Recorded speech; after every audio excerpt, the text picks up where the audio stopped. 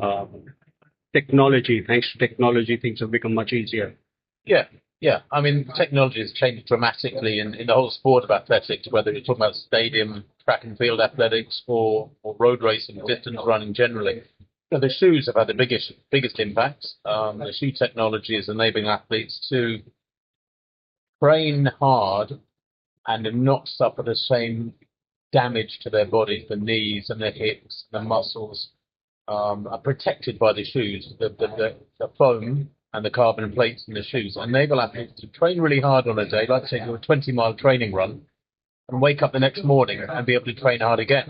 Whereas prior to this generation of footwear, athletes would wake up the next morning after a long run and their legs would be pretty sore, and you'd have to have an easy day.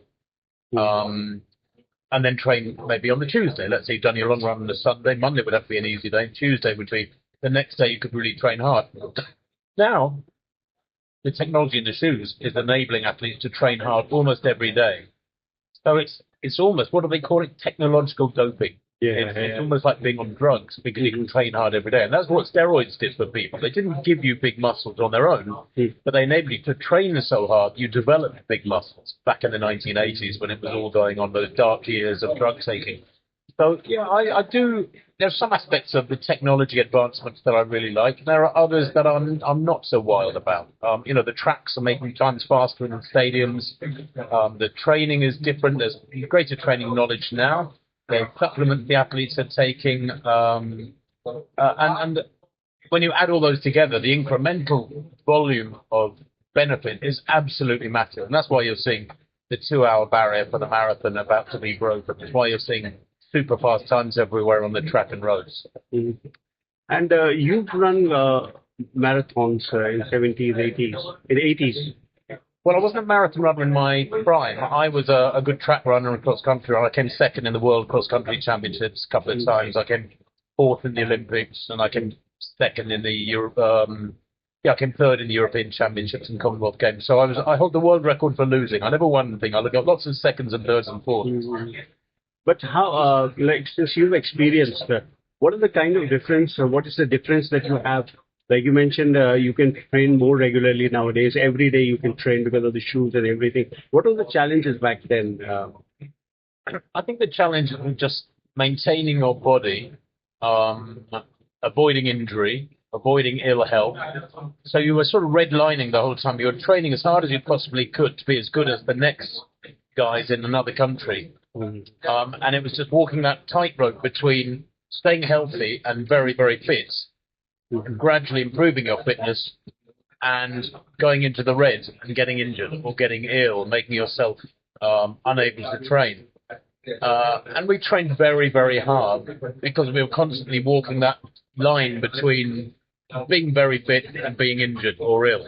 I mean, as a result, I've got AF, I've got atrial fibrillation, I've got a slight heart problem because I train so hard, and many of the guys in my generation are the same. Which is not there with the current day athletes. They don't develop these kind of problems nowadays.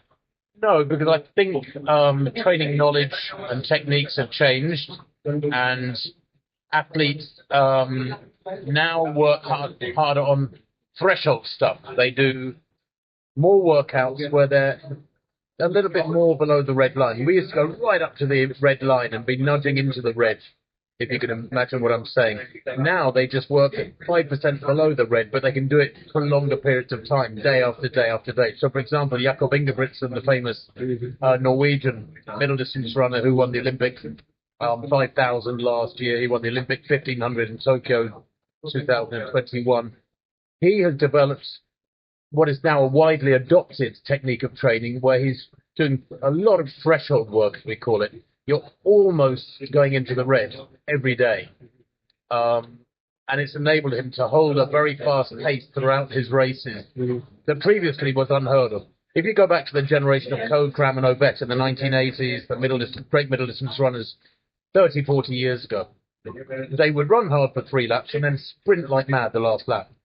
Now that sprint on the last lap doesn't really happen very much. Now they go out really hard for 3 laps and hold it on the final lap. It's a sort of a race of survival now in the middle and long distance races.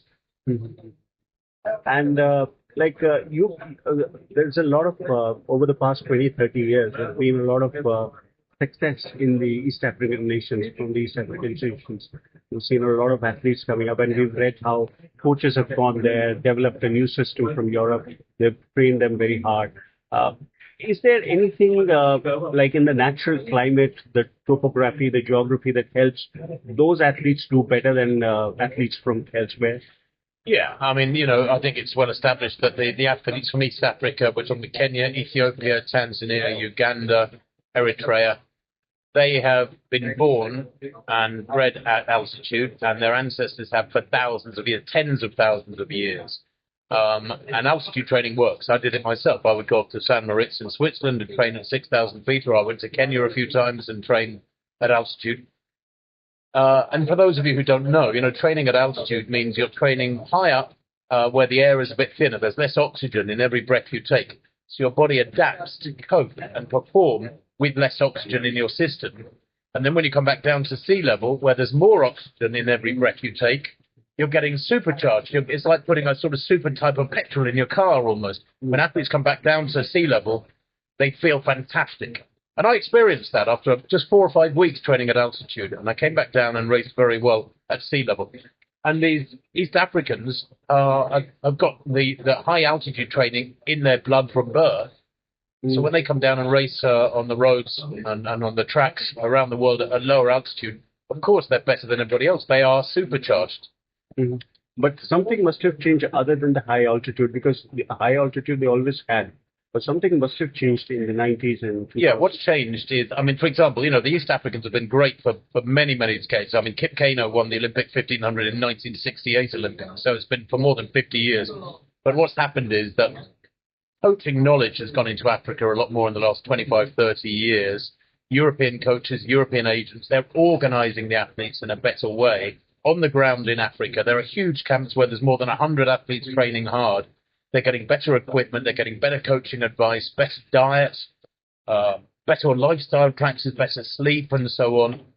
And it is now turning East Africa almost into a production line of great runners. There's so many of them coming through. And the rest of the world is like, how do we cope with this? Now, the USA is the world's second greatest nation after, maybe the third after Ethiopia and Kenya in middle and long distance running. So they meet that challenge from the Africans by training a lot at altitude, by having great coaching, by having great equipment.